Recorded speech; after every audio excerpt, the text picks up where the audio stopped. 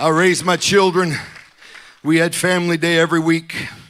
Every week on Wednesday we would have family day, and I planned it and I would situate it, and we would always tell a Bible story and pray together. And I would set them around and we would make them pray. And when they prayed, I told them, I have to hear you pray. And you know, I'm a pastor, pray out loud all the time. Doesn't matter where I'm at, I'll pray out loud to be heard, and it's just who we are. But my kids, you know, they weren't all ready to pray out loud like that. And I would stop and say, Winter, I can't hear you. And they didn't know what to say. But I told them and I taught them, I said, you've never scared a devil with a thought. The devil can't read your mind. You'll never, ever affect the atmosphere with a personal prayer. No, you got to speak out. You got to send it into the atmosphere. You got to say something. And now every day on the way to school, we would quote verses, love not the world, neither the things that are in the world. For if any man love the world, the love of the Father is not in him. Lust of the flesh, the lust of the eyes, the pride of life is not of the Father, but is of the world. What, know ye not that friendship with the world is enmity with God? But it kind of got sideways one day when we were sitting around, and my Scarlett asked, my Winter asked a question. She said, Dad, where did we get our standards from? And Scarlett, who is my oldest daughter, she said, oh, you don't know, Winter? She said, we got them from Brother David Bernard.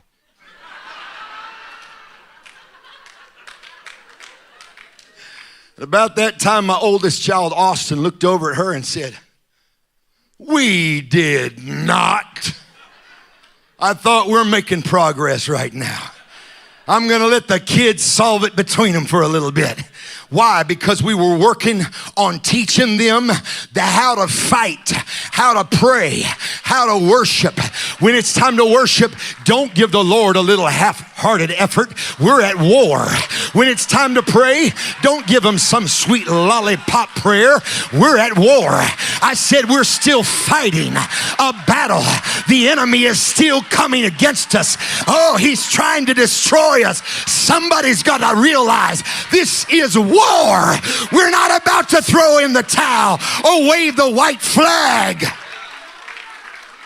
And yet there is a spirit of this age that's trying to tell us all, keep the children away. Hide this from the children. If it ever gets rough, kind of keep the children away from all of that until where the next generation will be so weak that their blood runs pink instead of red. Keep the young from the battle. Just take them to the safe room where there's just comforting blankets and nice little radios. And if any trouble comes, give them a whistle to blow. No, I'm not going to give my children a whistle to blow. I'm going to give them a sword. A sword. You better get this book in your heart. Thy word, O Lord, is sharper than any two-edged sword. I said it's sharper than any two-edged sword.